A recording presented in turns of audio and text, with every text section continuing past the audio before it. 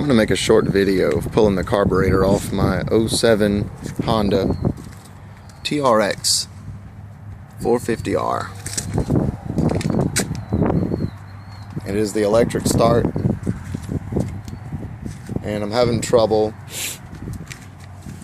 staying lit. It's trouble starting. It pops a lot, so I'm assuming clogged jet in the carb, something like that. I've had a few problems with it before, so I'm just going to make a short video showing you how to take that apart. You can start wherever you like. I usually pull the seat. There's a little latch right here underneath the seat. This pushes up, and then you just pull it straight back. And try to do that. So just pull it straight back, pull it up, pull the seat back. Now you can see there's a couple of bolts underneath here that you're going to have to remove. We'll go through that in a second. So you want to pull this up, just pull it straight out, just like that. It pops loose here as well. This pulls straight out. It's hard to do with one hand, but that just pulls straight out so these two can come apart. You can pull this the rest of the way out. There's another place, I believe, where it's held on to. Same on this side. Just like that. Now that's all loose and you can get to these bolts. The first bolts you have to remove, or screws, are here. They're an 8mm. You want to take this one off and take this top one off. So go ahead and do that. They have washers too on them. You can see it sort of goes into the plastic and holds it in. So don't lose that. I usually just put these in plastic bags and label them because well, normally I've just put it up somewhere if I'm going to be coming right back to it, but I'm going to have the carb pulled off for several, maybe up to a week. So I'm going to go ahead and label everything. That way I don't forget where it comes off. But once you've got those two removed from the plastic on this side, go ahead and do the other side. I've named mine front plastics. Now that you have it loose, you can see there's a couple of bolts right here. I believe it's an 8. I'm about to find out, but these two, one on either side, both have to be removed to get the tank off. The back of the tank is held on right here. This just turns, just like so, and then this can come off. And then you can take this rubber band, just like that, and pull it off on both sides. And then you can pull the tank up, but don't do it yet. Now that all four of the bolts, or the front two bolts for the tank, have been removed, and the bands in the back have been removed, you can pull the tank up, but it's still attached to the carburetor with this hose right here. You can just take some needle nose pliers or some pliers and crimp these two together and then pull this hose right off. Pull it straight up. Just wiggle it loose until it becomes free. Make sure your fuel is off at that time before you do it, and drain the carb. You can drain the carburetor with this little screw at the very bottom. That little screw, just loosen it. After you've turned the fuel off, loosen that screw. It'll drain for about a minute. Drain into a cup or something to catch it. And it drains out of a hose at the very bottom. I don't see them right now, but they usually come straight out of the bottom of the bike.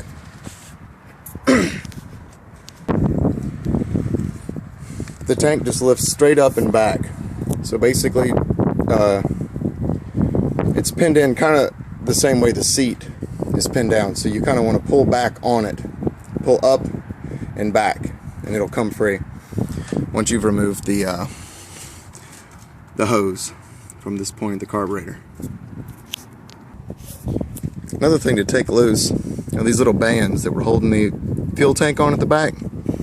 They just hang on a piece of metal at the bottom, and you can take them off, because they will fall off and you might forget. So remove those. This one I think is held on by a pin, a little cotter pin down there, but this one fell off, so check for your cotter pins. Let's see if I can get a picture of it here.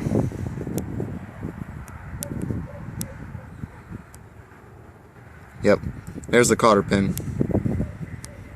Make sure it has that cotter pin in both sides. If it does, they won't come off. Part 2. The manual says to remove the back plastic and the airbox. I'm going to try to do the entire job without having to do that.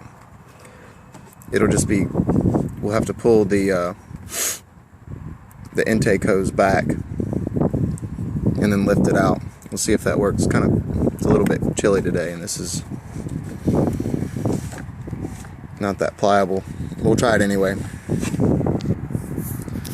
Under the plastic, you'll find 2 connectors to the wiring harness. This one and the other one there. And you just put your screwdriver, a flathead screwdriver, underneath the tab. So when it's connected, you'll see a tab at the top of the connector, and you just push it straight up. Let's see if I can get a good picture. There's the tab. You push it straight up and then pull back.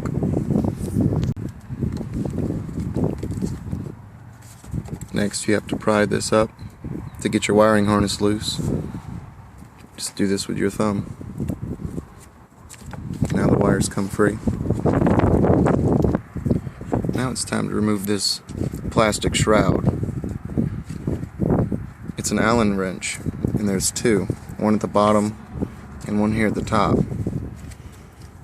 I'm using a Torx bit, T25, to loosen these. This isn't just going to come off though.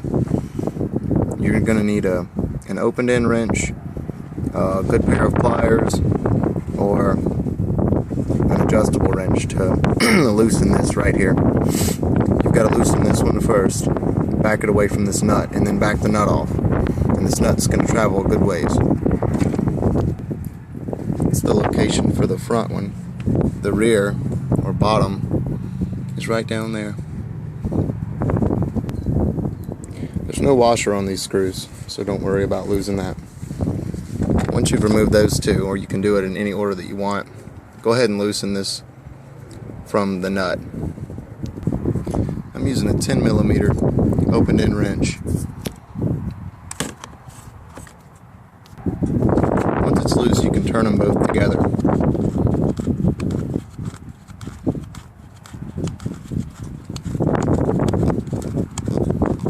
It's a long thread.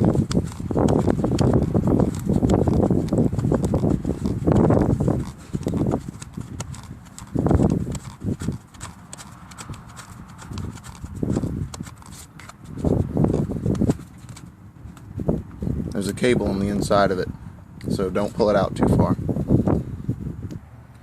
There is a clip on the underside. If you follow this wire from the carburetor, there's an idle screw just underneath here. I broke the clip on mine at some point. It's not that important, but there is a clip behind there that you have to get loose, and you can access it. There's plenty of room from the underside to access the clip. Anyhow, it's under there. Undo the clip, and this should push straight out of the hole. Then just carefully slide the shroud off.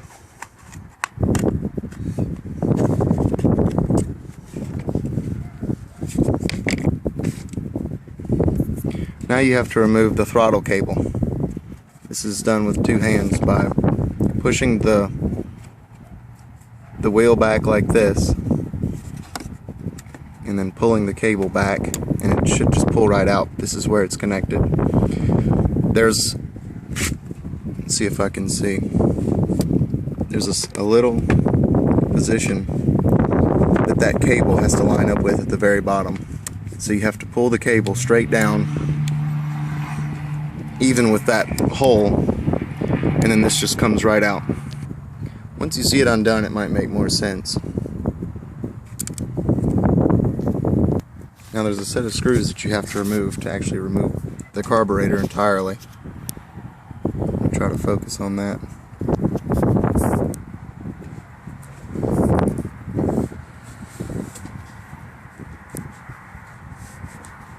This screw here, this is the back band that holds it to the, I guess you could call the the intake hose.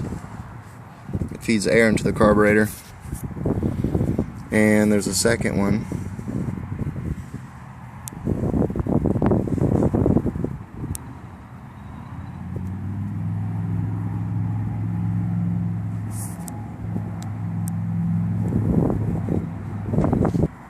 The second one is straight down there.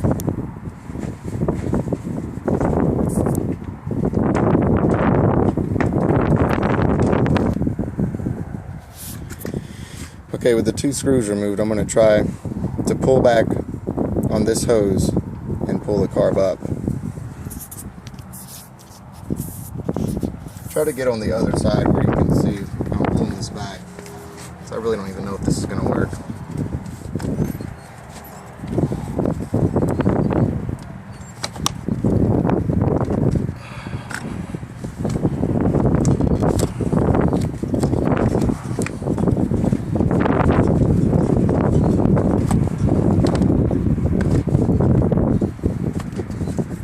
Tight squeeze.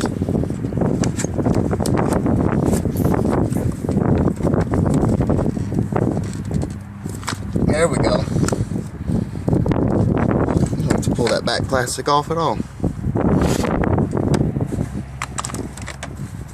And that's that. Alright, you can pause it.